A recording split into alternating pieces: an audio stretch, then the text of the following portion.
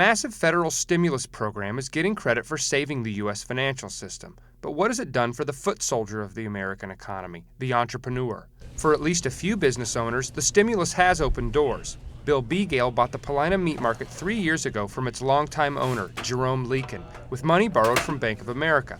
Last year, he paid that loan off and set his sights on buying the building where the butcher shop has resided for 60 years, at Lincoln and Paulina. For Begale, buying the property meant eliminating the rent he'd been paying. It also meant long-term security for his business and his family. To own something is much better than rent. I mean, if you can't own it, you can't, but there's an opportunity here, and that's definitely why I did it. The opportunity wouldn't have been there if not for the stimulus package. Leakin, who still works at Paulina as a butcher, was eager to sell the building to Begale, but by the time the pair approached their bankers about a deal in October, U.S. financial markets were in meltdown, headed for gridlock. In January, Bank of America told Begale that to get the nearly $2 million loan he needed to buy the property, he'd have to put down 20%. Begale didn't have that kind of cash on hand. To save it up would have taken him several years. Then, in March, Begale's banker told him about a new federal program run through the Small Business Administration aimed at giving entrepreneurs greater access to capital. With the government guaranteeing 40% of the loan, Bank of America would extend Begale the balance with only 10% down, which he could handle, and the government waived more than $16,000 in fees. That's advertising for me. That's pay increases when the union comes out with a pay. That's a lot of money for me. After closing on the loan, Begale found himself in the news. The SBA and Congressman Mike Quigley called a press conference at the popular Lakeview Market, touting the success of the loan program.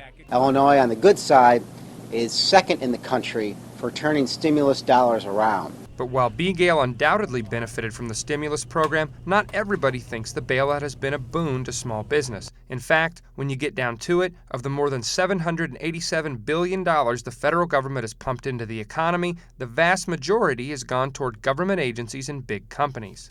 Of 22,000 contracts awarded to private companies under the stimulus, only about 1 in 20 has been awarded to a small business. In Chicago, where the federal government had doled out $1.4 billion in stimulus funding as of July 20th, only a little over $5 million went to small business loans. Of the top 10 funding recipients, who account for 65% of the total funding so far, only one is a private company, DeVry Inc., the for-profit university with $1.4 billion in revenue. So what can entrepreneurs look for in the stimulus? Very little may be the answer. Beyond the small business loan subsidies, the only real shot at a piece of the stimulus action is to land federal contracts, the bulk of which are aimed at just a few industries like road construction and energy, or to get a tax break for investing in property equipment.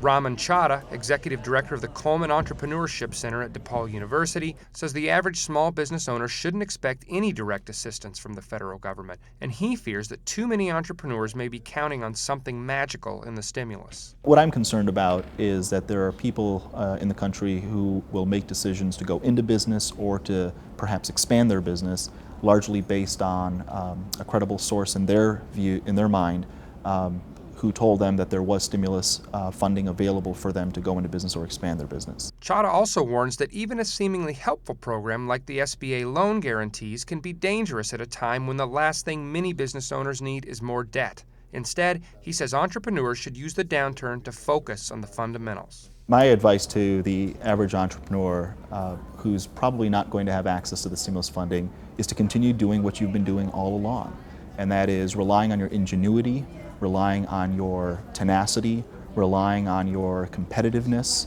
and continue to charge ahead at building your business, managing your business with the same passion and drive as you did in the past.